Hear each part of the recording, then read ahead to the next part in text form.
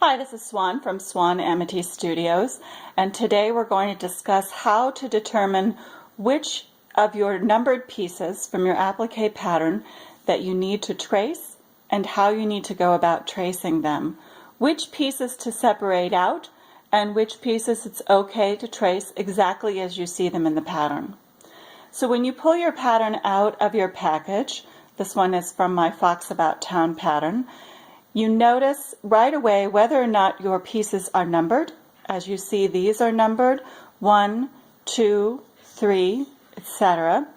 When I design my patterns, I design them so that the number 1 is the piece that you would applique first, 2 and 3, and so on in order.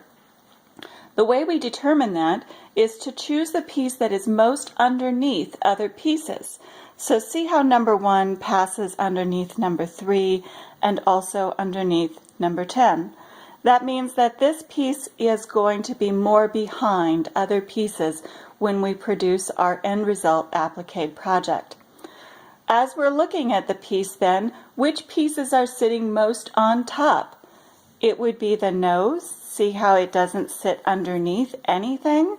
And also the 2 tail pieces. These then are 15, 16, and 17, the last pieces that would go in our applique project.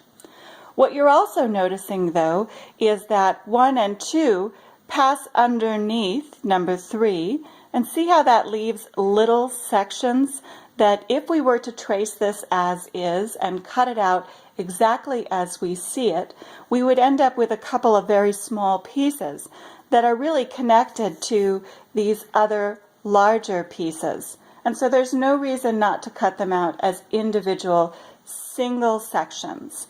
So let's see how that looks. If I were to break out this pattern and get ready to trace it onto my freezer paper, I'm using my freezer paper starch method. So the first thing I'm going to do is reverse the pattern and set it up on my lightbox.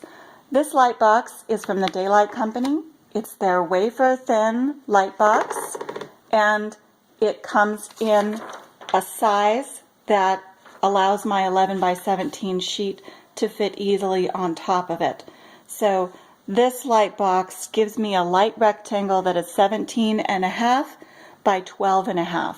Quite large, and allows me to do many different sizes of projects on it.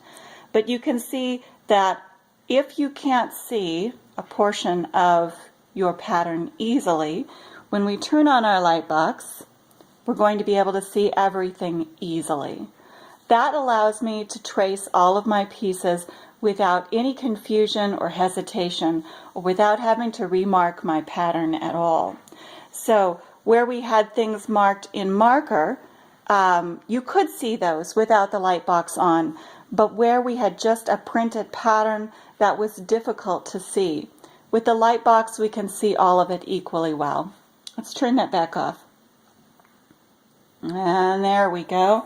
So if I had left that on and traced my pattern out, this would be my reversed pattern broken out so that any pieces that would have been difficult to cut out otherwise are now more easily separated. Notice that pieces 1, 2, and 3 are all separated out individually so that I didn't end up with those tiny pieces that passed underneath number 3. Instead, I got full, larger, more easily handled pieces. Those ears that had an interior part and an exterior part, we left the exterior part attached to a section we can all cut out the same way. But we took the smaller sections out of the center and broke them into the space. And that way when we cut them out, we don't turn these into little skinny, difficult to handle pieces. Instead, everything is larger and more easily controlled. We also took the eyes off the face, see there? And we're going to cut those out individually so we're not left with any holes in the center of these freezer paper sections.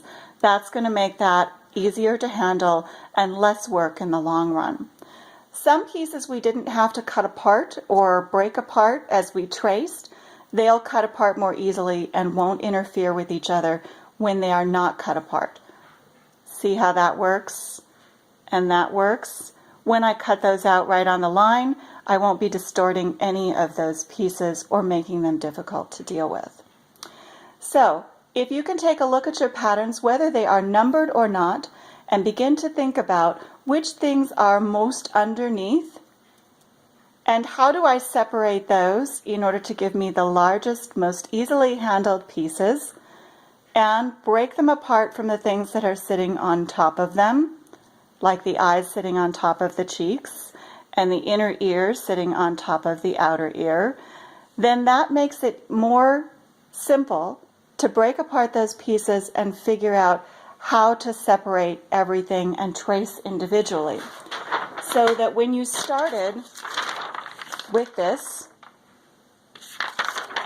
and reversed and determined which needed to be broken apart and numbered, starting with the things most underneath, the end result is this. This has been an instructional video from Swan Amity Studios. More tips and tricks all the time for applique and free motion quilting. Please check us out online, www.swanamity.com, or check us out on Facebook, Swan Amity Studios, and Instagram, Swan Amity Studios. If you like this video, please check out our other applique videos and see what else we can teach you. Thank you.